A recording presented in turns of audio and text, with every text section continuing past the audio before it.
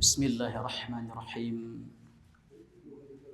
A'udzu bikalimatillahi tammati min syarri ma khalaq. Assalamualaikum warahmatullahi wabarakatuh.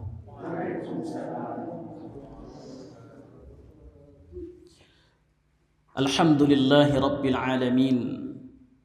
Alhamdulillahilladzi qail wa ma khalaqtul jinna wal insa illa liya'budun.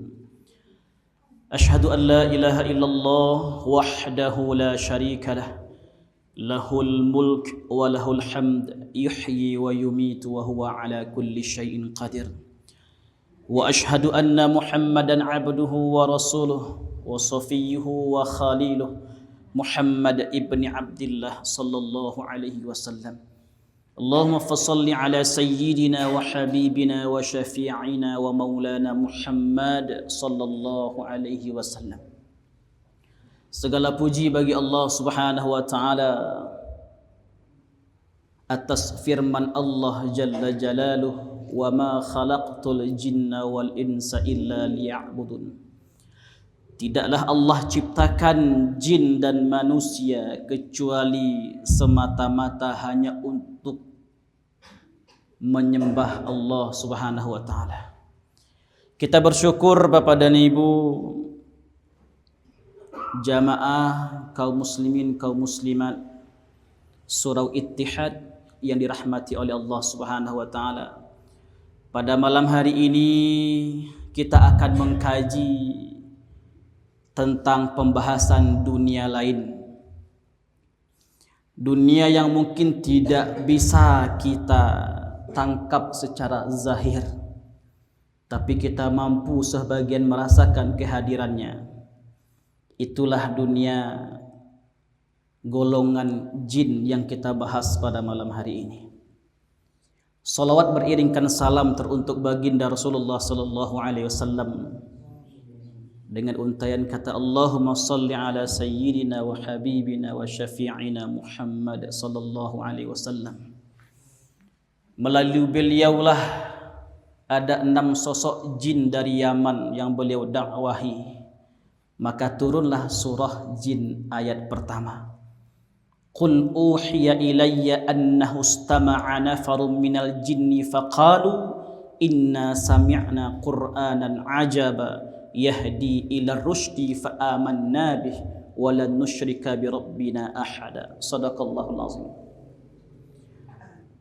Katakanlah wahai Muhammad, telah aku wahyukan kata Allah, annahu istama'a nafarun minal jinni, sesungguhnya ada sebahagian jin mendengarkan firman Allah, ajaban, takjub, dan masuk ke dalam agama Allah.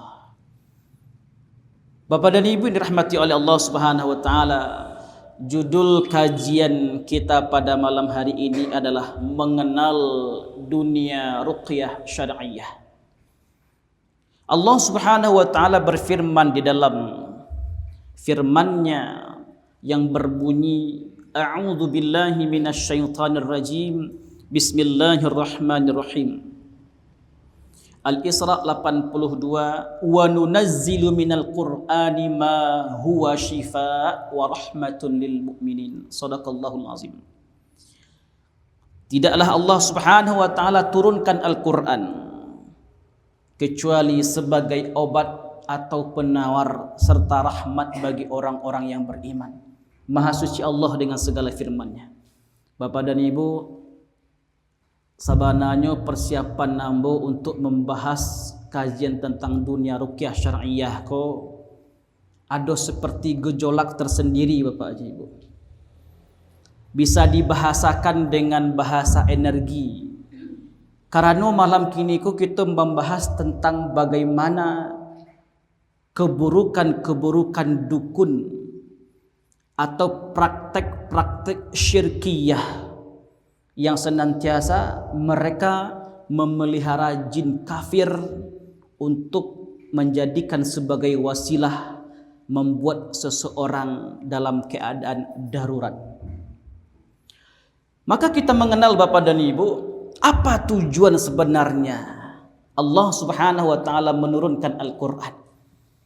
Apabila kita mengkaji tentang tibbun nabawi, pengobatan Rasulullah sallallahu alaihi wasallam, bahkan sekelas Rasulullah sallallahu alaihi wasallam pernah terkena sihir dari Lubaid al-A'sam, seseorang orang Arab Badui atau orang Yahudi. Diambillah rambut Rasulullah sallallahu alaihi wasallam oleh seorang budak kecil. Kemudian dukun ini mengambil rambut Rasulullah, kemudian diikat rambut Rasulullah sebanyak 11 ikatan simpul mati. Rambut sallallahu alaihi wasallam tersebut dibenamkan di dalam sumur Zirwan di pelepah kurma jantan yang kering, sehingga Rasulullah sallallahu alaihi wasallam mengakibatkan fisiknya tidak begitu fit, bahkan demam. Selama 40 hari 40 malam Rasulullah tidak mengenal, bahkan tidak tahu di rumah istri siapakah Rasulullah istirahat ketika itu. Bapak dan Ibu dirahmati oleh Allah Subhanahu wa taala. Rasulullah sallallahu alaihi wasallam, makhluk yang paling Allah cintai, ternyata tidak luput dari serangan-serangan sihir tersebut. Maka kita berkewajiban untuk senantiasa menjaga diri ini, karena maqasid syariah itu tujuannya 5. Apa tujuan syariat itu dibentuk? Pertama, hifzuddin, menjaga agama kita. Kalau orang yang punya syariatnya bagus, agamanya terjaga. Sedikit terkoyak agamanya, mendidih darahnya. Kemudian tujuan yang kedua adalah syariat itu hifzul nafsi, menjaga jiwa. Karena agama ini, syariat ini akan senantiasa membungkus jiwa sekuat mungkin, sehingga sekelas Abu Bakar As-Siddiq radhiyallahu anhu, beliau kurus kecil, tapi ketika Rasulullah hijrah, kenapa Rasulullah membawa Abu Bakar As-Siddiq? Kenapa tidak Umar bin Khattab? Bahkan Umar bin Khattab mengatakan, siapa yang menghalangi aku ketika hijrah dari Makkah ke Yathrib? Tunggulah anaknya menjadi yatim, istrinya menjadi janda. Halangi silahkan, kata Umar. Tak ada satupun yang mampu. Kenapa? Nafsun, syariat Islam ini membuat jiwa seseorang itu merasa kokoh di hadapan siapapun makhluk Allah. Rasulullah membawa Abu Bakar. Kenapa? Abu Bakarlah yang senantiasa mampu menenangkan Rasulullah sallallahu alaihi wasallam. Sehingga ketika Rasulullah berada di gua, Abu Bakar tersengat binatang tanah, sehingga tidak mampu Abu Bakar menahan, keluar air matanya.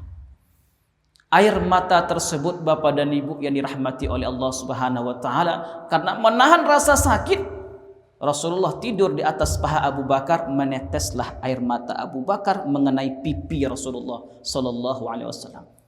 Tersentak Rasulullah. Karena air matanya panas, ditanya, wahai Abu Bakar, apa yang terjadi? Nyoba Pak Ji Ibu, beda air mata ko dua. Air mata kalau nanange itu air mata orang nan sabana sadih. Ada meninggal suaminya Bapak Ji Ibu, menangis lah ibu kemarau-marawang. Dirasakan air mata ko angin. Jika air mata itu panas, berarti dia sedih, sebenar-benar sedih. Tapi kalau mananginyo air matanya dingin, itu sanang sabana-bana sanang di dalam hati. Alhamdulillah mati jo gayak ko aja. Itu patandonya. Jadi kalau ada orang manangi Bapak Haji Ibu, rasakan air matanya angin atau dingin. Abu Bakar panas air matanya. Kemudian diobat oleh Rasulullah sallallahu alaihi wasallam. Sekelas daripada Abu Bakar mampu menenteramkan Rasulullah sallallahu alaihi wasallam. Bapak dan Ibu yang dirahmati oleh Allah Subhanahu wa taala. Apa sebenarnya itu dunia ruqyah syar'iyyah? Ruqyah ini di dalam kamus bahasa Arab artinya penyembuhan. Ra qaf ya tamarbutah ruqyatun. Ruqyah ini terbagi dua Bapak dan Ibu. Ada yang ruqyah syar'iyyah, ada yang ruqyah syirkiyah. Syar'iyyah ruqyah, metode penyembuhan dan perlindungan diri dalam Islam yang dilakukan dengan cara membacakan ayat-ayat Al-Quran, doa dan zikir. Iko ndak termasuk cikarau cikumpai badayam situasi dingin Bapak Ibu. Tidak masuk ke sana. Maka kalau ruqyah syariah adalah metode penyembuhan dan perlindungan di dalam Islam yang tidak bersandarkan ke dalam Al-Quran, doa dan zikir-zikir. Jadi mudah saja membedakannya Bapak Ibu. Apabila seseorang berobat sakit mereka mendatangi seseorang atau penasihat spiritual, jika tidak dibacakan ayat suci Al-Quran dengan makharijul huruf yang jelas, maka dia adalah golongan dukun. Tapi kalau dibacakan dengan bacaan yang jelas, makhrajnya jelas, bahkan jin itu ketika seseorang membacakan dengan kalimat a'udzu billahi minasyaitonir rajim akan terbakar jin itu.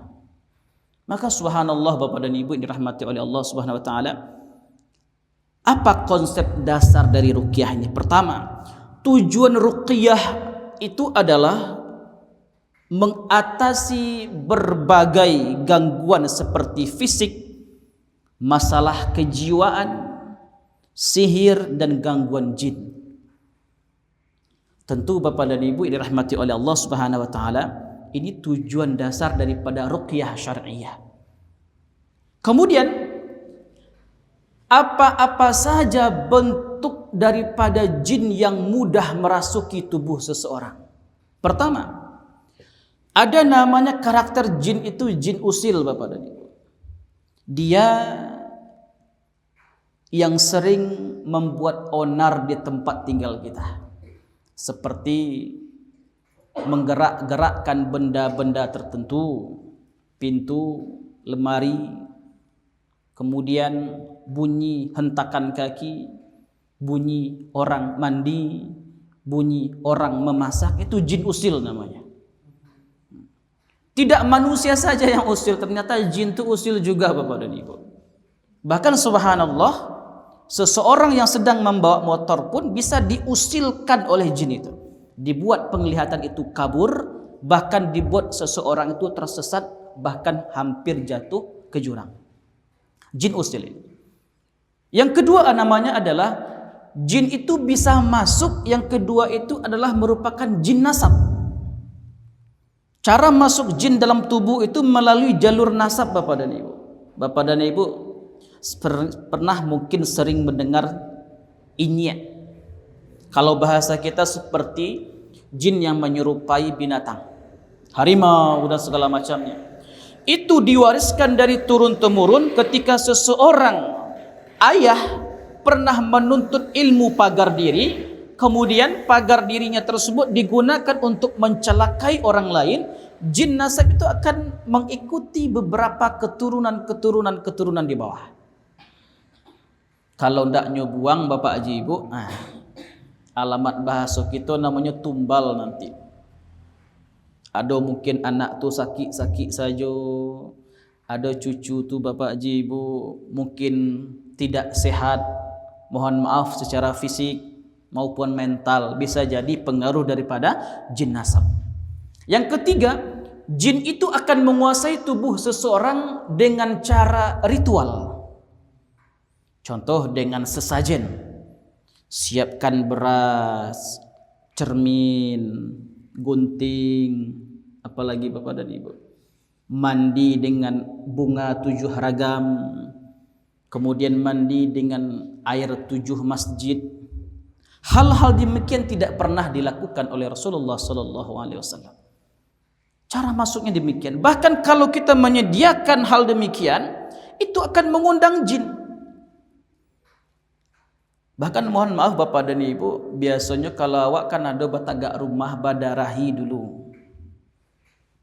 Kudo-kudo rumah. Darah itu tempatnya jin itu terundang dengan baik. Maka ketika kita melakukan hal demikian, sudah mengundang jin. Jin apa yang kita undang? Jin kafir, jin ingkar. Yang keempat, cara jin itu menguasai kita adalah dengan cara masuk melalui aktivitas seperti pagar diri dengan ilmu bela diri. Ada nanti sile mamutuhan kaji itu basile juinya 7 harimau.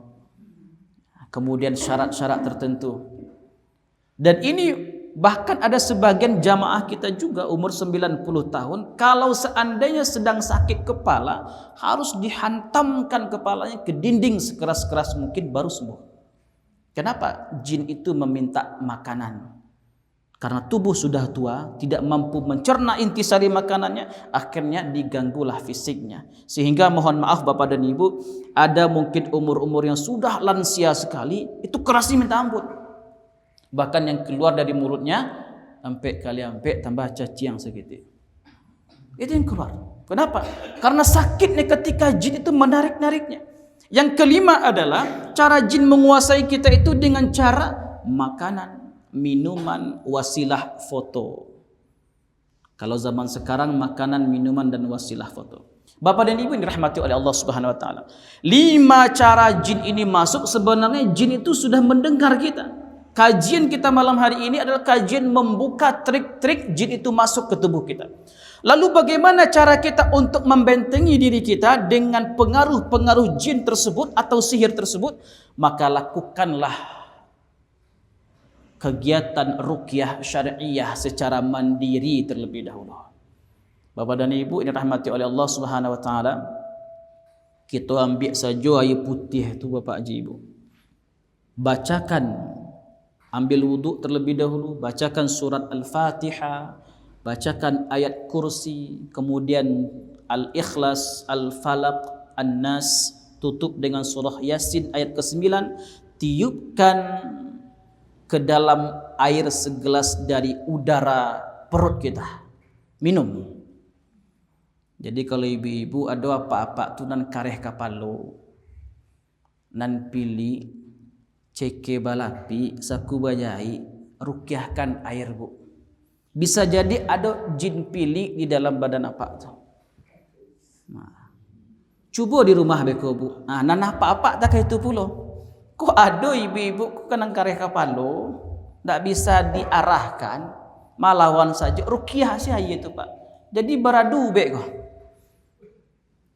Nan ibu membuatkan air rukyah, nan apa membuatkan air rukyah pula. Samo-samo baradu jin kok alhamdulillah hancurnya. Cobakan nanti. Apa yang terjadi ketika kita meminum air rukyah? Pertama, jantung berdebar-debar jika ada jin dalam tubuh kita. Kemudian kedua, keringatan. Bahkan jika ada gangguan jin di dalam tubuh kita, pembahasan kita malam hari ini tentang ruqyah syariah itu sudah bereaksi tubuh itu. Ada yang badabok badan Pak Jibuk gini enggak?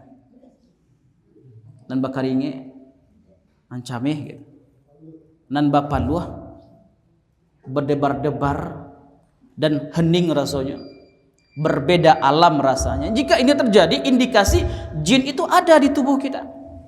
Maka Bapak dan Ibu dirahmati oleh Allah Subhanahu wa taala, cobakan di setiap hari menjelang tidur dan sesudah bangun. Bapak dan Ibu dirahmati oleh Allah Subhanahu wa taala. Ciri-ciri ruqyah syariah. Pertama, tidak ada kesyirikan di dalamnya. Kalau ada peruqyah itu mensyaratkan beko agak tigo ameh. Ada peruqyah itu mensyaratkan mencari barang ini, barang itu, barang ini, berarti tidak ruqyah syariah itu. Hanya bersampulkan ruqyah syariah, kemudian aktivitasnya kemusyrikan.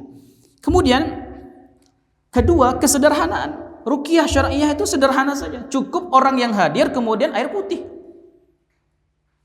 Siapa-siapa saja yang harus diruqyah? Pertama, orang yang sering sakit kepala berlebihan, tidak pernah terhenti-henti. Yang kedua, sering bermimpi buruk, mimpi makan, mimpi binatang-binatang hitam. Tapi kalau mimpi abang awak kulitnya hitam bau ustaz, itu tidak mimpi jin tu dah.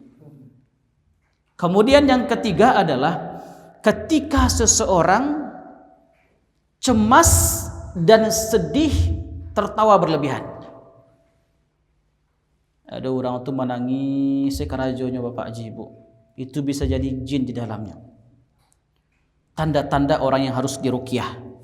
Kemudian Bapak dan Ibu dirahmati oleh Allah Subhanahu wa taala, Ciri-ciri ruqyah syariah itu keyakinan. Karena ruqyah ini akan bisa gagal Bapak dan Ibu ketika orang yang diruqyah tidak berubah setelah diruqyah. Pernah kejadian juga kita coba ruqyah jamaah tersebut, alhamdulillah sehat. Seminggu setelah itu tinggal lagi sholatnya, datang lagi sihir. Bapak dan Ibu dirahmati oleh Allah Subhanahu wa taala. Saat sekarang ini jurus jitu sihir itu yang paling sangat viral itu adalah melalui wasilah makanan, minuman dan foto. Maka Bapak dan Ibu dirahmati oleh Allah, apabila memajang foto hindari daripada ain. Apa itu penyakit ain? Penyakit yang dimunculkan oleh mata seseorang yang punya penyakit hati. Kemudian mereka memuji seseorang, orang yang dipuji tidak mengucapkan kalimat Masya Allah. Kena ain dia itu. Dan itu kejadian di Arab Saudi. Ketika seseorang melihat bangunan, kemudian takjub, dia hancur seketika bangunan. Maka orang-orang Arab itu Bapak dan Ibu, kalau membangun bangunan 2 lantai, 3 lantai, tertulis di sana Masya Allah, Tabarakallah. Bahkan seorang ayah memuji anaknya yang begitu cantik dan ganteng, jangan lupa baca Masya Allah. Karena penyakit ain ini ada dalam diri kita. Bapak dan Ibu dirahmati oleh Allah Subhanahu wa taala, selanjutnya melalui wasilah makanan dan minuman. Itu banyak terjadi dalam dunia perkantoran. Orang ingin menyingkirkan seseorang, tidak perlu memarahinya di depan, tapi cukup memberikan makanan dan minuman. Cara melindungi diri kita dari sihir makanan dan minuman, sebelum kita makan dan minum, bacalah Bismillahi Masya Allah. Bismillahi a'udzubillah 3 kali. Bismillahi a'udzubillah, Bismillahi a'udzubillah. Jika mau minum demikian, terhentak rasanya tidak ingin minum, berarti ada indikasi sihir di sana. Kita juga pernah meruqyah di daerah yang dikatakan rawan. Saat kita meminum air kopi yang disediakan, kita baca Bismillahi Masya Allah, kita letakkan balik Bapak Ibu, pecah galih itu. Dan kopi itu jatuh. Ternyata mamak kontannya ingin meracuni melalui racun gaib, karena kemenakannya kita bantu untuk meruqyah.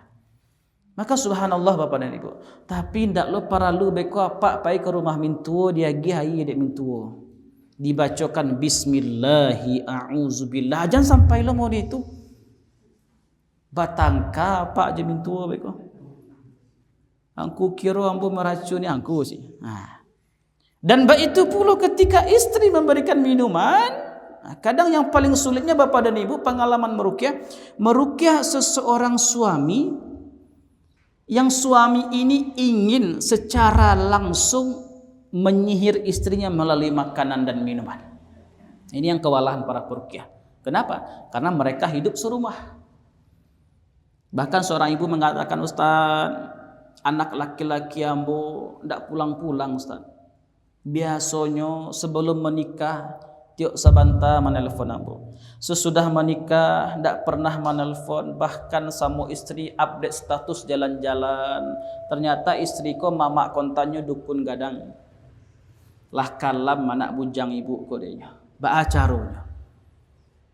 Subhanallah Bapak dan Ibu.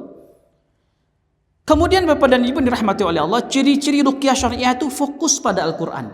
Tidak ada hal yang lain. Ada seperti tulis di piring, ya, pakai tinta ayat kursi, disiram pakai air panasnya diminum, beko mencret tinta yang diminum itu. Jadi tidak ada praktek-praktek demikian, ya. Tulis ayat kursi di kertas, rendam airnya di gelas, minum airnya, mencret apa aja ibu tuh. Karena tinta yang diminum. Banyak hal-hal demikian. Ada raja dan segala macam. Kita meruqyah alhamdulillah sudah ratusan jimat yang kita kumpulkan. Yang paling keren itu jimat dari namanya Istanbul. Istanbul ini sepasang Bapak dan Ibu. Yang jantannya dari emas, betinanya dari perak, punya anggota dewan. Dan dibuang, dibeli dengan harga 2M. 2M bayangkan. Dan itu sudah kita perintahkan buang saja ke laut, ambil buka buang. Dan memang jin di dalam itu dahsyat Bapak dan Ibu. mampu di dalam lapangan ketika menghadapi seseorang lunak seorang kodenya. Dan itu dibantu oleh jin. Syaratnya bagaimana? Bapak ini tidak boleh, mohon maaf, tidak boleh mandi wajib. Tidak boleh. Syaratnya. Jadi harus ada tumbal. Apa yang terjadi? Saat sudah beberapa orang anaknya meninggal dunia, baru dia sadar dan dibuang. Bapak dan Ibu dirahmati oleh Allah Subhanahu wa taala. Kemudian selanjutnya menghindari praktek-praktek yang keliru. Contoh, Bapak dan Ibu ini rahmati oleh Allah Subhanahu wa taala, praktek-praktek yang keliru itu seperti menyediakan sesuatu yang tidak disunahkan oleh Rasulullah.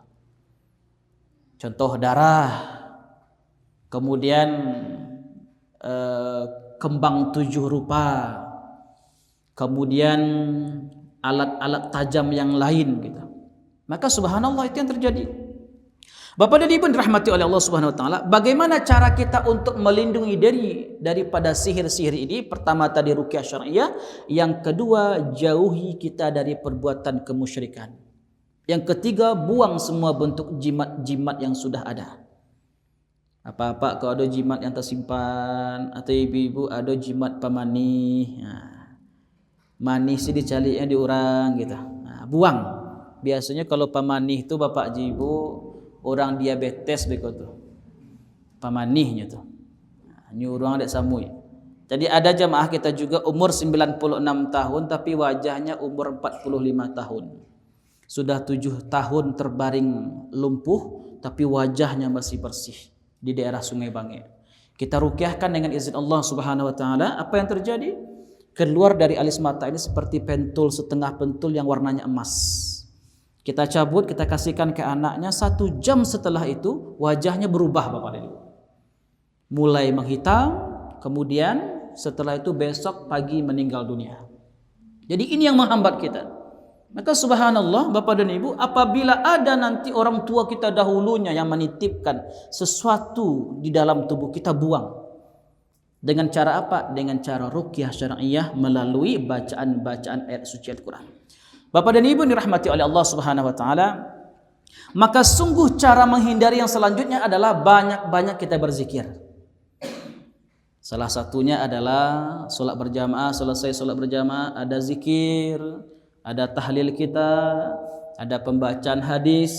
Nah, juga ada yang bertanya, Ustaz, bagaimana etika kita seseorang yang selesai solat berjamaah kemudian mereka membacakan hadis, kita berzikir dan berdoa, mana yang lebih aulawiyat?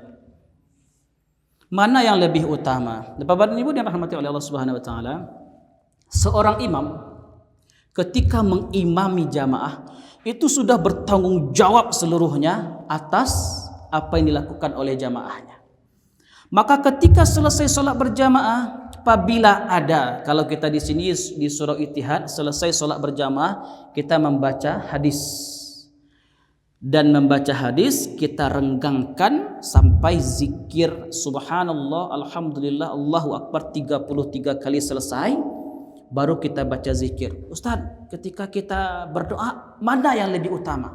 Apakah pembacaan hadis ini mengganggu doa kita, Ustaz? Nah, kan ada seperti itu.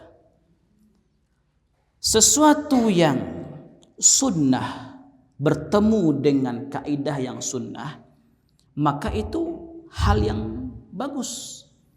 Contoh, Rasulullah sallallahu alaihi wasallam selesai salat berjamaah, beliau membacakan hadis.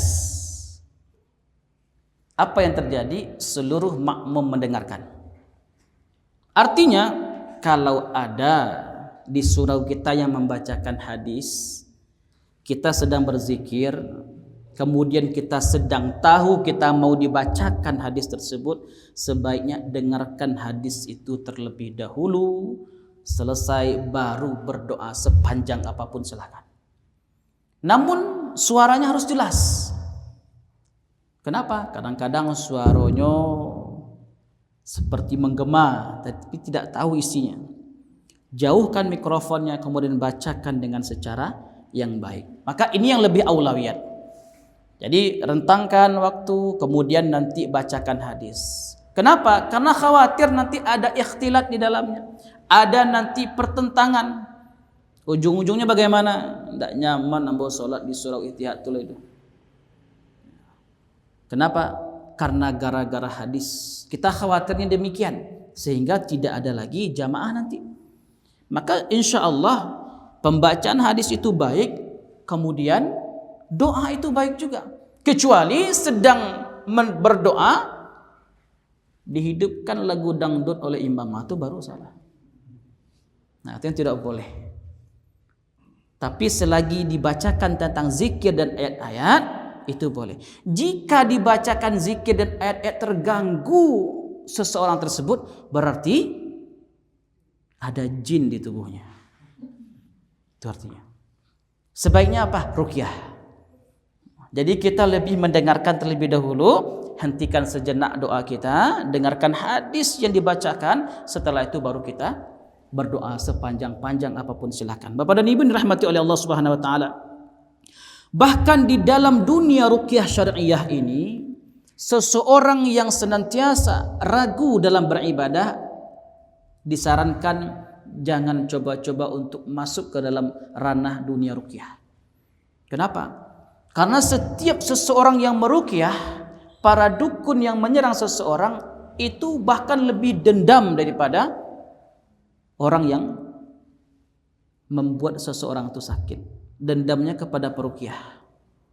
Maka harus ada benteng wiqayatun nafs, benteng diri dan jiwa bagi seorang peruqyah. Apa yang dilakukan? Kalau kita ingin meruqyah keluarga kita, perbaiki dulu senantiasa apa yang kita konsumsi. Contoh habatus sauda, kurma, kemudian ada namanya yang lain minyak zaitun dan hal-hal yang lain. Bapak dan Ibu dirahmati oleh Allah Subhanahu wa taala.